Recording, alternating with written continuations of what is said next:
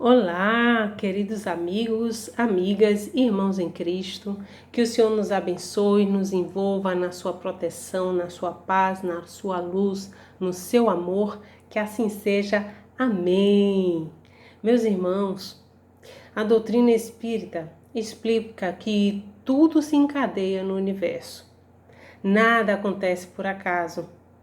Há em tudo uma sequência natural de causas e efeitos, ação e reação. Todos aqui já vivemos nesse universo infinito criado por Deus. Todos estamos sujeitos às leis de Deus, ou que nós chamamos de leis divinas ou naturais. Lá na questão 614 de O Livro dos Espíritos, Kardec vai perguntar aos espíritos que se deve entender por lei natural. E eles dizem: a lei natural é a lei de Deus. É a única verdadeira para a felicidade do homem. E ela lhe indica o que o homem deve fazer e o que o homem não deve fazer.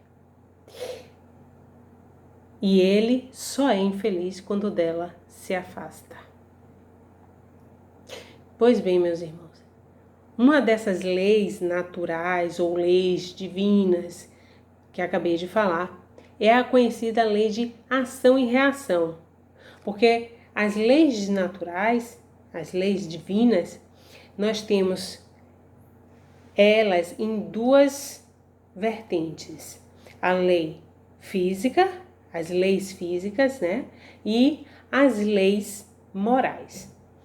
Então, as leis físicas vão reger o mundo da matéria e as leis morais o mundo do espírito. Uma dessas leis naturais, leis divinas, é a lei de ação e reação, a famosa terceira lei de Newton, que nos ensina que para cada ação existirá uma reação oposta e de mesma intensidade. Uma outra lei natural é a lei de causa e efeito. Essa lei nos foi revelada na codificação pelos espíritos de escola. Não há de se confundir a lei de causa e efeito com a lei de ação e reação. Como eu disse aqui, nós temos as leis divinas, que podem ser físicas ou podem ser morais.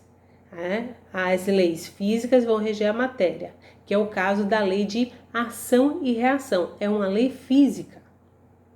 E a lei moral, as leis morais, nós teremos aí a lei de causa e efeito. São leis diferentes. Enquanto a ação e reação vai reger a matéria, é uma lei física limitada à matéria, nós teremos a lei de causa e efeito, que é uma lei moral regendo as relações entre o ser espiritual, que é o homem, com Deus e com o seu próximo. Dessa forma, a lei de causa e efeito ela é válida no mundo imaterial.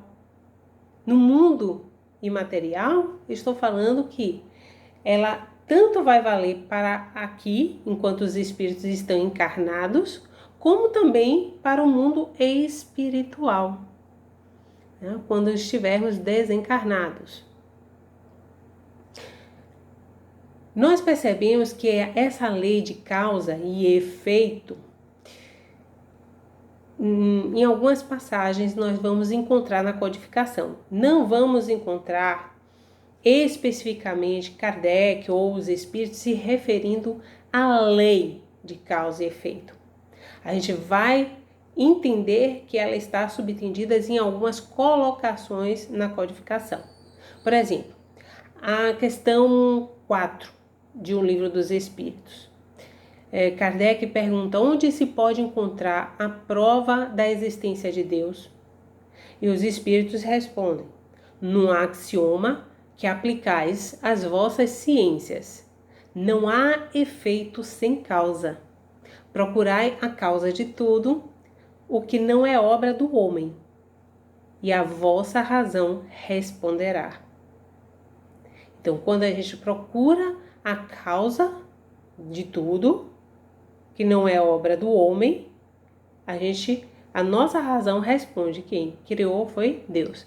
Então, nessa questão que Kardec perguntou onde encontrar a prova da existência de Deus, os espíritos estão dizendo: se vocês aplicarem um axioma que vocês usam nas ciências, né, de ação e reação, como a lei de Newton, né, você traz para o lado moral que não há um efeito sem uma causa.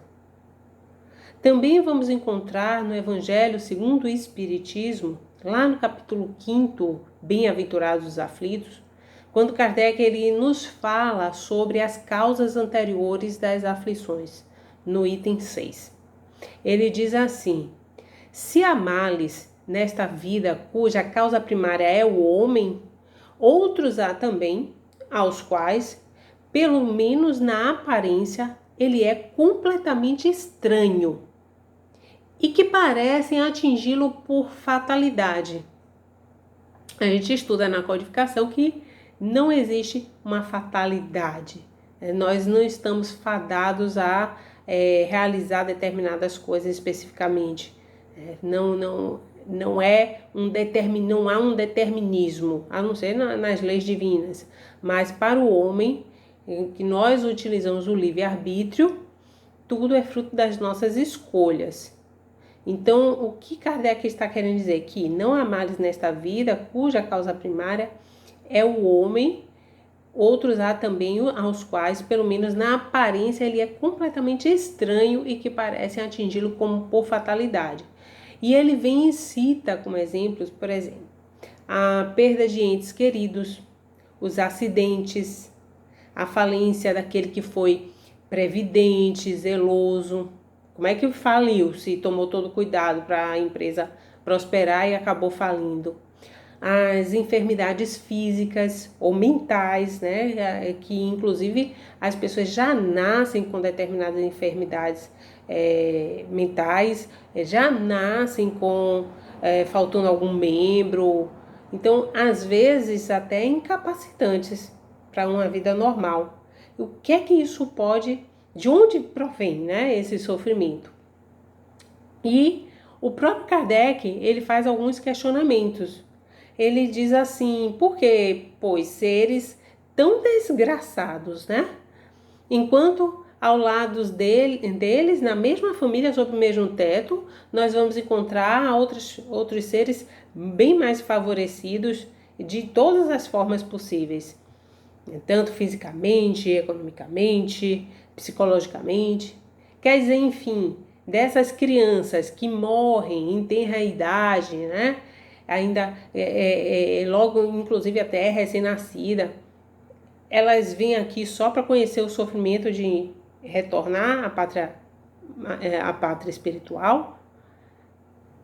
Que fizeram essas almas, esses espíritos que acabam de sair das mãos do Criador para se verem neste mundo abraços com tantas misérias e para merecerem no futuro uma recompensa ou uma punição qualquer, visto que não hão podido praticar nem o bem e nem o mal, não deu tempo e já estão voltando para o mundo espiritual, entendem?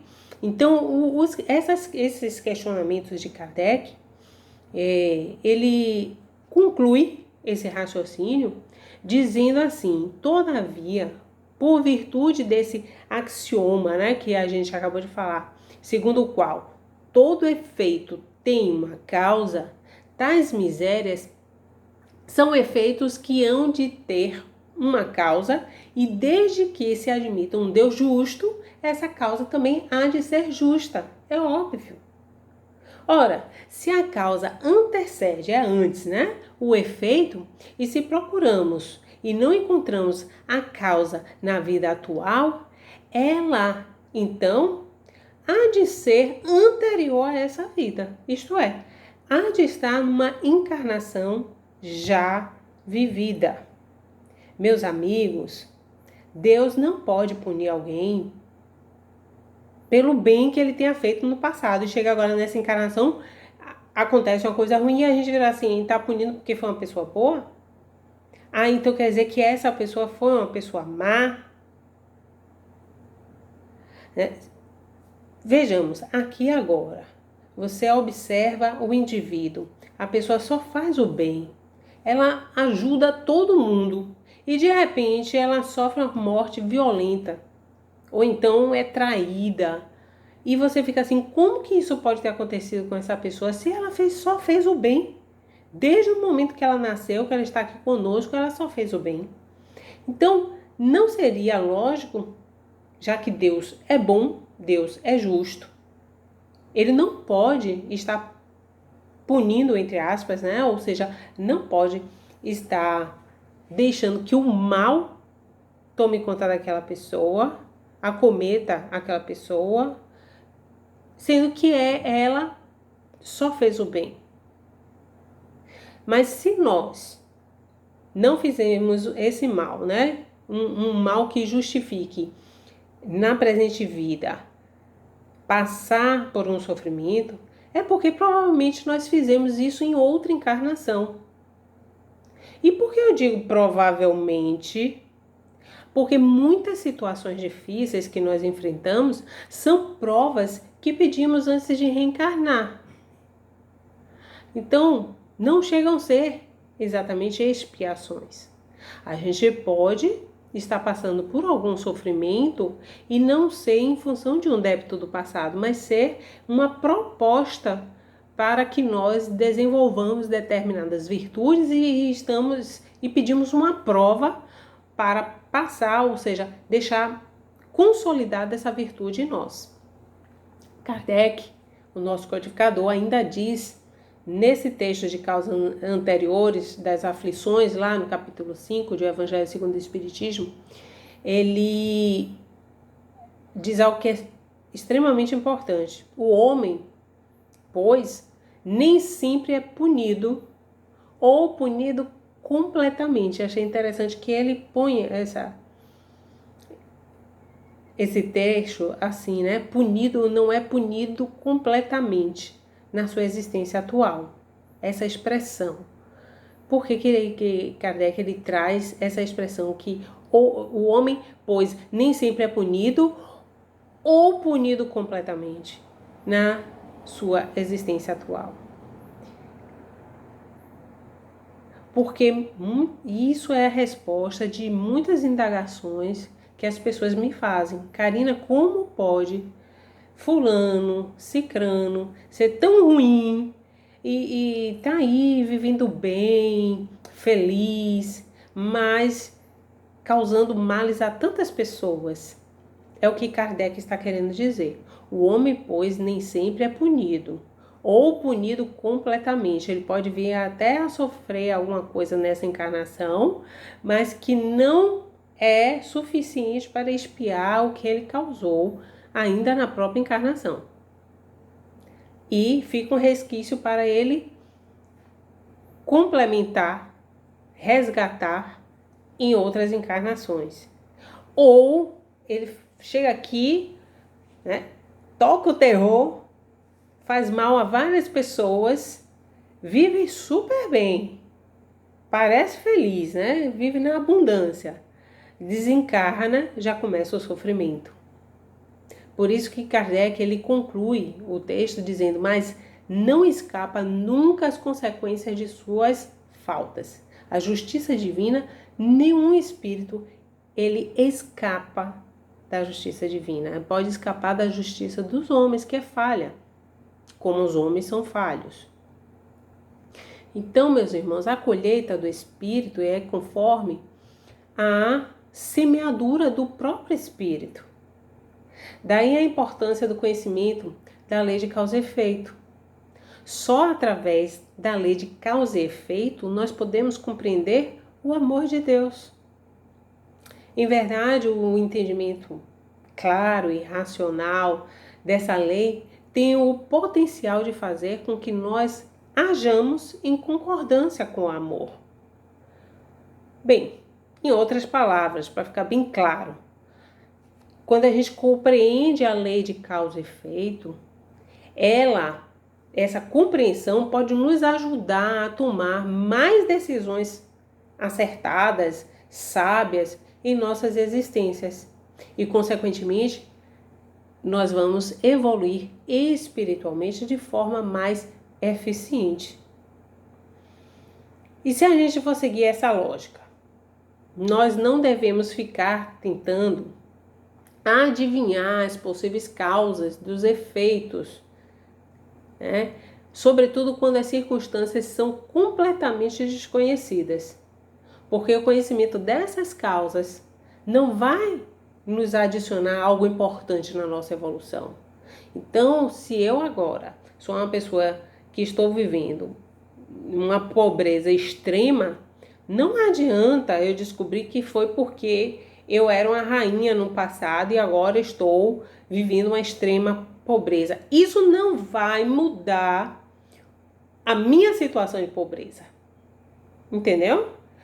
Então, a causa, nesse caso, não é algo tão importante para nós nos preocuparmos. Daí, observamos a felicidade, o sucesso naqueles que praticam a resiliência, as pessoas que passam por situações extremamente difíceis,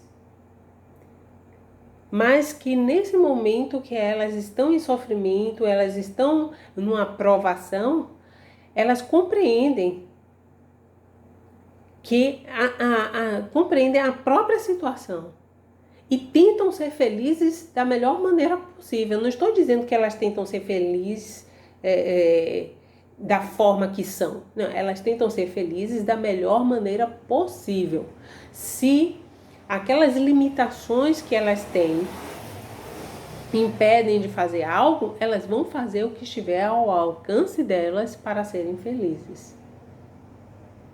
Então, mesmo que tenha as limitações permaneçam, porque a gente pode lutar para que essas limitações elas se melhorem, né? O espírito vem aqui e acaba progredindo e então a situação dele melhora. Por exemplo, eu reencarno, como eu falei, uma pessoa extremamente na miséria, pobre, mas se eu aceito aquela minha condição de pobreza e ao aceitar, eu uso minha criatividade para viver da melhor forma possível e acabo prosperando, entende? O que eu quero dizer é que, mesmo que a minha limitação não mude a minha situação, o mais importante é ter resiliência, é entender que eu devo ser feliz da melhor forma possível, independentemente daquela situação parecer me impedir de ser feliz. Todos nós, espíritos, estamos fadados à felicidade. Todos.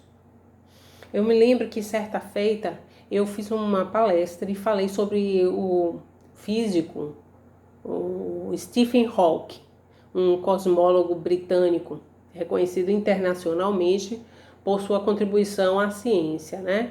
Inclusive com aquela teoria do Big Bang, da formação do universo. Ele, um renomado cientista dos últimos tempos, Stephen, ele descobre aos 21 anos de idade que era portador de esclerose lateral amiotrófica, ou seja, uma doença neurodegenerativa que ia paralisar gradativamente, progressivamente, os músculos do corpo dele. Mas ele até assistiu o filme, né? Ele pergunta ao médico, sim, e a minha mente? Né? E o médico diz, não, o cérebro vai ficar intacto. Então ele, diante daquela situação, ou seja, eu vou definhar, tudo meu vai paralisar, tudo meu vai ficar incapacitado, mas meu cérebro não. Então isso é o que mais eu vou explorar. Se eu posso utilizar o cérebro, eu vou dar o melhor de mim. Então, apesar de todas as limitações de Stephen Hawking, ele seguiu em frente e se tornou uma das personalidades mais conhecidas no século XX e XXI. Outro dia, ouvindo uns podcasts, né, no meu celular, eu me deparei com um palestrante internacional e fiquei admirada. O nome dele é Marcos Rossi. Ele nasceu com uma síndrome rara, que é a síndrome Hanhart. Ela é uma síndrome que se caracteriza que a criança ela nasce sem os membros superiores e sem os membros inferiores, ou seja, nasce sem braços, sem pernas. Aí os médicos deram expectativa de vida para ele, né? Ele vai viver até uns 30 anos, porque tem várias repercussões nessa síndrome, não é só a ausência dos membros superiores e inferiores, né? A ausência de pernas e braços, não.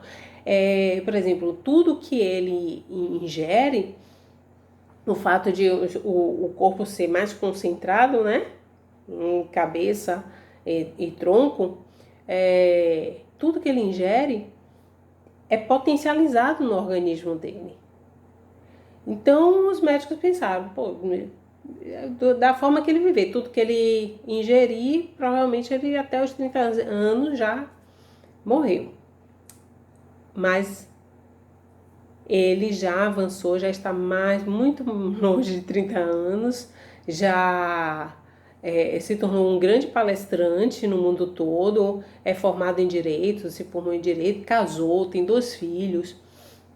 E aí, durante a palestra dele, né, a fala dele, eu fiquei pensando, né? Ele dizendo, eu sou um mergulhador profissional, eu tenho inclusive mergulhador certificado, ou seja, ele mergulha com cilindros, ele faz mergulho de naufrágios, aqueles barcos que afundam, né, e ficam, os mergulhadores gostam de ficar lá pesquisando esses naufrágios.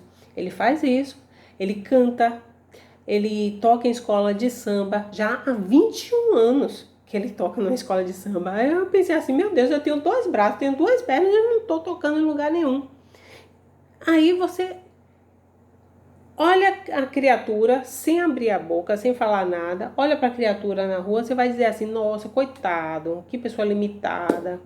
E no entanto, a pessoa limitada somos nós, porque o limite está na nossa mente. Né? O Rossi, ele parece não ter nada e faz tudo. Enquanto nós, que muitas vezes parecemos que temos tudo, não estamos fazendo nada. Ou pior até, né? Muitas vezes estamos reclamando da nossa situação, sendo que muitas vezes temos a agradecer pela nossa saúde, pela nossa integridade física, a nossa capacidade mental. Mas não, ao invés disso a gente fica reclamando, chorando, se vitimizando, né? Meus irmãos, a vida acontece para nós e não com nós. Diante de uma dificuldade, é muito comum a gente ficar se questionando por que isso aconteceu comigo, chorando e se desesperando e se questionando. Por que logo comigo? Não, por que não com você? Uma vez eu vi o Divaldo Franco falando isso. Por que não com você? Você é tão especial que não possa ser com você? Mas a questão não é essa. É que a vida, ela acontece para nós e não conosco. Então, quando acontece algo, não é comigo, é para mim. E eu tenho que me questionar o que eu preciso aprender com essa situação. Isso veio para mim. Também é importante pontuar que é pura perda de tempo ficar especulando, né? O que será que eu fiz no passado para estar passando por isso? O que será que eu fiz, eu falo no passado assim, o que será que eu fiz em outra encarnação para estar dessa forma vivenciando isso? E as respostas são imprevisíveis. São muitas as ocorrências inusitadas que a gente não tem como concluir com segurança o porquê disso está acontecendo ou por que foi daquela forma. Em muitos casos, nós só vamos saber mesmo quando a gente desencarnar e estiver de volta à pátria espiritual. Aí sim, teremos contato com o teor de tudo que nós já vivenciamos.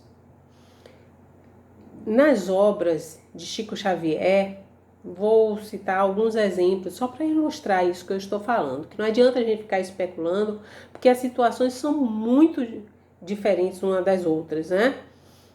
Não há uma receita de bolo. Se eu nasci assim é porque foi isso no passado. Não. Há muitas situações diferentes. Como, por exemplo, nós temos algumas obras como na psicografia de Chico Xavier, como Luz no Lar, Poetas Redivivos, Caminho de Volta, a obra Algo Mais. Eu separei alguns exemplos para a gente analisar. Tem uma que diz que o efeito ou seja, a situação, um homem cego e surdo vivendo de esmolas obtidas na mendicância, um pedinte.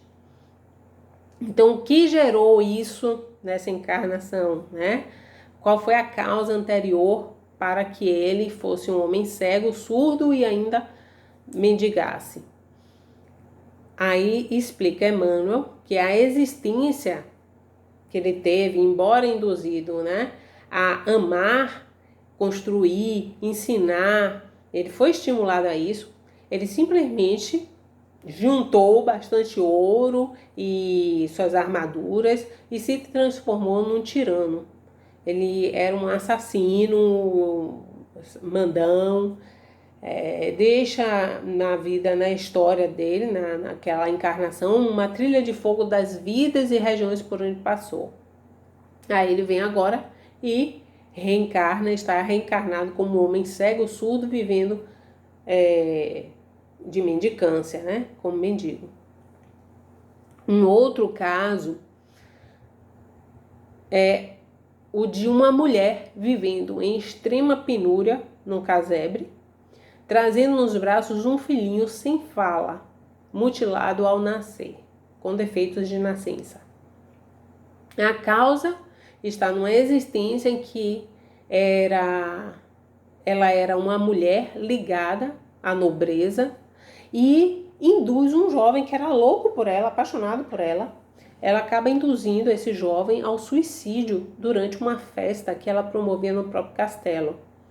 E esse castelo, para vocês terem ideia, se chamava Santa Maternidade, Então, daí a situação dela em relação, não só ela em extrema penúria, dificuldades financeiras, mas ter recebido um filhinho que tinha problemas para falar porque nasceu com esse defeito,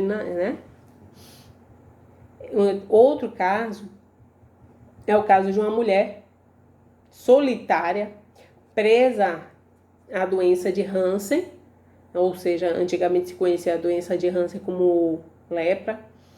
Ela foi colocada, na época que Emmanuel estava narrando isso, existiam os hospitais colônias, onde confinavam os leprosos, e ela estava lá, sozinha, sem parentes, sem amigos, sem nada.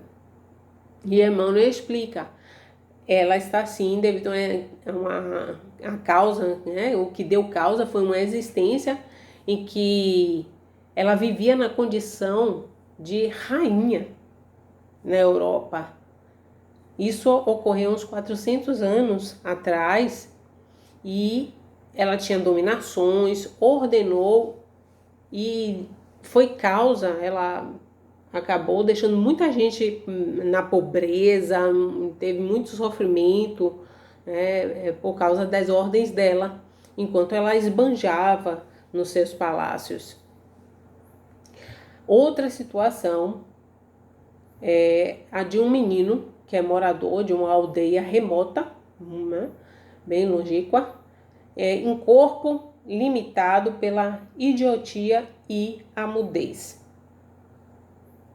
Emmanuel diz que a causa é que ele foi um intelectual, utilizou-se da palavra falada e escrita na última década do século XVIII e espalhou a mensagem de ateísmo e violência, suscitando rebeldia e delinquência daqueles que tinham contato com suas obras. Aí ele vem agora, reencarna como um morador de uma aldeia, ainda idiotizado, né, com limitações mentais e mudo. Outro caso específico, né, que a gente pode trazer nas obras de Chico Xavier é uma mulher que, cumprindo o papel de maternidade, né, ela vem e se torna mãe, muito pobre mesmo, com bastante problemas na pele, mora em ruínas, em casebres.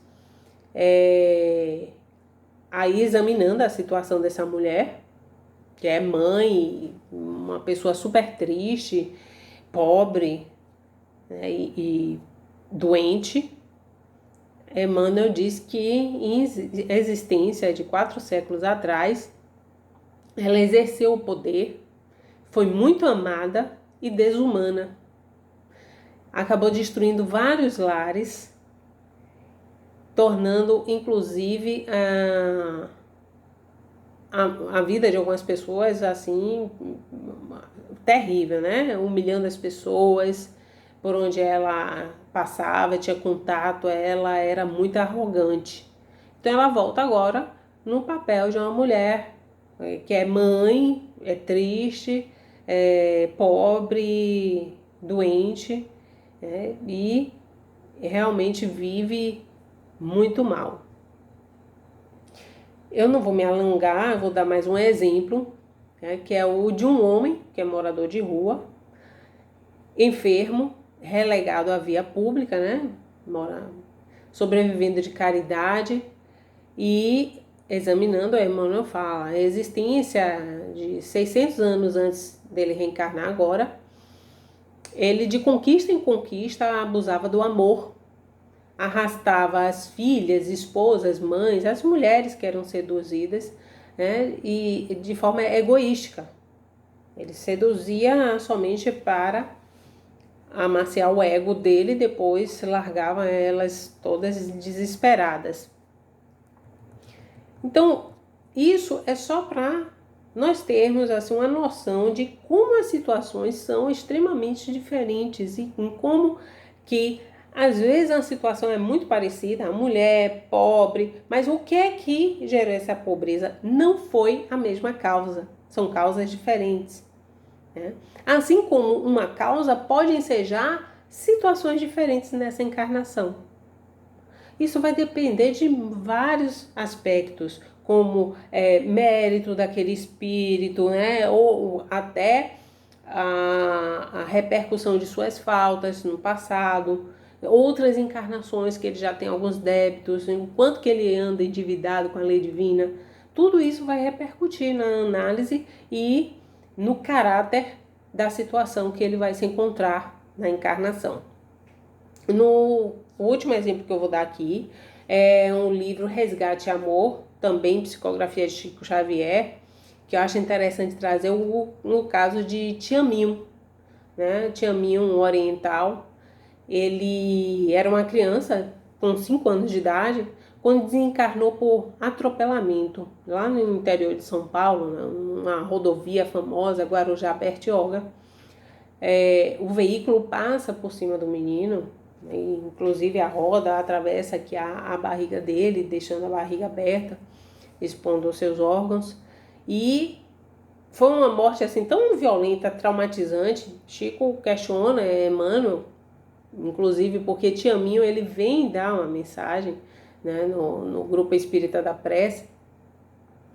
Então o espírito Emmanuel ele esclarece que no passado Tiaminho ele ocupava uma posição de alto comandante de homens, mas apoiando-se numa calúnia, uma mentira que caprichosa que inventaram, né? Fizeram uma trama lá, determina a morte através do Araquiri, né? Que é aquela espadona que tem dos orientais, para um devotado auxiliar dele. E disso tudo foi fruto de uma trama, ele não entende, não acredita, condena esse auxiliar e tempos depois a calúnia é desfeita, né? O responsável pelo desfalque tinha sido o próprio irmão. Na verdade, o que é que acontece? Tiaminho, ele era esse rei, né? Esse imperador que condena o auxiliar, e quando ele desencarna, que ele toma conhecimento de que tudo tinha sido uma trama. Então, aí ele descobre que a calúnia que ele contra esse auxiliar, na verdade, essa mentira, né, tinha ocorrido em função de um desfalque que o próprio irmão dele, do Tiaminho, né, tinha desencadeado. Então, já no mundo espiritual, ele percebe a injustiça que ele cometeu. E sofre com isso, né? A gente sofre quando a gente vê o mal que a gente causou ao outro. A primeira reação do espírito é querer reparar. Então ele sofre ao notar que foi vítima de um engano. Eu me enganei e causei um grande sofrimento a ele. O rigoroso comandante de outra época, então, termina pedindo para reencarnar como filho do seu auxiliar que foi vítima, que já estava encarnado como seu Hélio Itu Daiquara. Hélio Itu Daiquara. Quando ele reencarna, né, vem como filho de seu Hélio, é conhecido como um Tiaminho. Há um grande carinho dos pais para com ele quando criança, um amor enorme. E aos 5 anos de idade, acaba que Tiaminho ele sofre um acidente que lhe causa a desencarnação, que é muito trágico, né? Ele é atropelado e Emmanuel faz essa comparação, esse paralelo, dizendo que Tiaminho ele sofreu esse acidente que causou a desencarnação, que teve a forma do Araquiri do passado. Porque como é que era a morte pelo Araquiri, né? Os orientais. O indivíduo, ele pegava a espada, era tipo um suicídio. Tinha que passar a espada do lado esquerdo do ventre, assim, abrindo a barriga, né? Era assim que ele se matava. Então, quando era condenada à morte do Araquiri, era entregue essa espada para que a pessoa fizesse isso em si mesma. Então, muitas vezes, quando a gente vai analisar essas situações, a gente vai se deparar com o próprio espírito escolhendo o gênero de provas que ele quer passar. A gente encontra isso na codificação. Se eu não me engano, no livro dos espíritos, os espíritos eles falam que o espírito escolhe o gênero de provas porque há de passar. E nisso lhe consiste o livre-arbítrio. A gente escolhe o gênero de prova. A gente não sabe, a gente não escolhe a prova, né? A gente sabe qual é o gênero. A espécie, né? A gente só vai saber enquanto estiver encarnado. Então, algumas passagens dos evangelhos, quando eu falo dos evangelhos, eu estou me referindo aos evangelhos canônicos na Bíblia, sempre me deixaram intrigadas, né? Até que eu me dei conta de determinadas situações, como por exemplo, a mulher adúltera, quando ela é descoberta e vem o povo, todo mundo para tacar pedra na mulher, Jesus fala aqui, atira a primeira pedra, quem nunca pecou, e tá todo mundo ali, todo mundo tá endividado com a lei divina, todo mundo se dá conta que já errou, já se equivocou, mas em relação à mulher, depois que todos saem e só fica a mulher e Jesus, Jesus em nenhum momento perguntou: vem cá, minha filha, me conte aí, por que você fez isso? Não, Jesus não questiona. Ele só diz para ela: mulher, onde estão os homens que te condenaram? Ela: não, todos foram embora, Senhor. Então vá e não peques mais. Eu também não te condeno. Então, Jesus não questiona ela. Só diz: vá, minha filha, e mude sua postura. Não faça mais isso, porque você sabe o que foi errado. Outra situação é aquela do filho pródigo, né? O filho que sai da casa do pai com a parte de sua herança, gasta tudo, e quando retorna, o pai, quando vê o filho, corre na direção dele, enche de beijo, de abraço, manda matar o melhor animal para fazer uma festa, porque o filho tinha retornado ao lar. Mas o pai não vira assim: meu filho, por que você está voltando? Qual foi de mesmo? O que aconteceu para você estar voltando, meu filho? Hein? Me conte aí. Não. Simplesmente acolhe, recebe, entende que se aquela pessoa voltou é porque ela se arrependeu. E agora está dando volta com uma nova forma de ver o mundo. Vai valorizar muitas coisas que não valorizava. Jesus nos ensinou, meus irmãos: não julgueis e não julgueis e não sereis julgados. Não condeneis e não sereis condenados. Perdoai e sereis perdoados. A gente vai encontrar no Evangelho de Lucas, nessas várias versões, Jesus dizendo: não julgueis e não sereis julgados. Nós não devemos, nem tampouco, nos punir. Fazer o julgamento, se a gente não deve julgar, né? Não julgueis para não serem julgados, a gente em relação ao próximo, mas também em relação a nós mesmos. A gente não tem que ficar fazendo, se julgando e se condenando. Nem muito menos se punir por isso. O que necessita é uma mudança de conduta. Não adianta a gente cultivar um sentimento de culpa, né?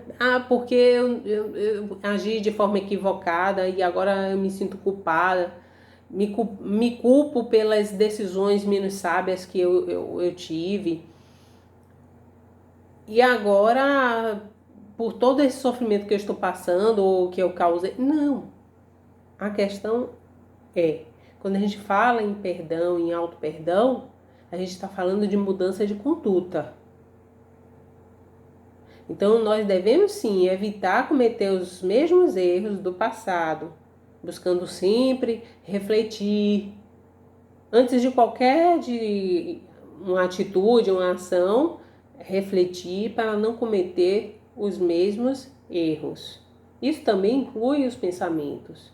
Chegar à conclusão que eu não posso estar pensando dessa forma, eu tenho que mudar a minha forma de pensar também em relação a esse aspecto, a essa situação. E também a gente não deve culpar a Deus.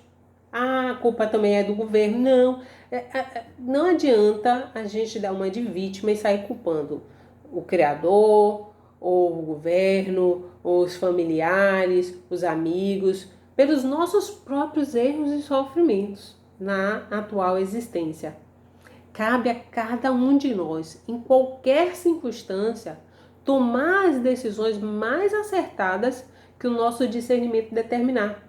Porque a semeadura, em grande parte, é livre, mas a colheita, tenha certeza, é compulsória. Mais cedo ou mais tarde, teremos que reparar os males que causamos. A lei de causa e efeito, ela possibilita para aqueles que se voltam para o bem, o amor, ela possibilita a colheita dos melhores frutos como resultado do esforço de cada um na seara do bem. É uma lei. Por fim, meus irmãos, a responsabilidade é a palavra-chave. Responsabilidade é a palavra-chave. Seremos responsáveis por todas as atitudes infelizes, perante o nosso semelhante, assim como seremos credores por todo o bem que dispensarmos. Então, nós vamos responder pelo mal que nós fazemos, inclusive pelo bem que deixamos de fazer. Nós devemos usar o nosso livre-arbítrio de forma sábia. O que significa dizer? Amando a nós mesmos, amando o nosso próximo, amando a Deus. Como é que eu faço para amar? Eu faço o bem. O amor, ele se reflete nos nossos atos quando agimos no bem. Essa é a forma de se amar a Deus, tão bem demonstrada por Jesus nos evangelhos, aqui enquanto ele estava conosco, e agora tão bem explicada pelo Espiritismo.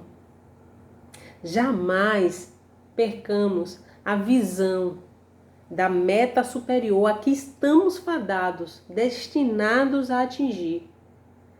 Então, se nós seguirmos Jesus, e olha que os Espíritos dizem que Ele é o nosso modelo e guia, é em Jesus que a gente deve se espelhar, é em Jesus que a gente deve tê-lo como o guia no caminho.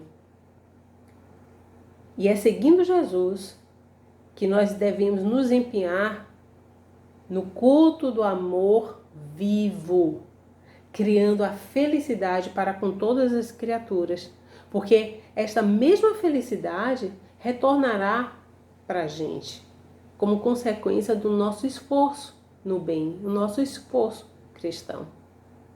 Por isso, façamos o bem. Tenhamos consciência para fazermos as melhores escolhas. Lembrar que tudo que estamos semeando será colhido. E que se eu semeio bem, eu vou colher o bem. Muita paz a todos. Muita luz. Deus abençoe.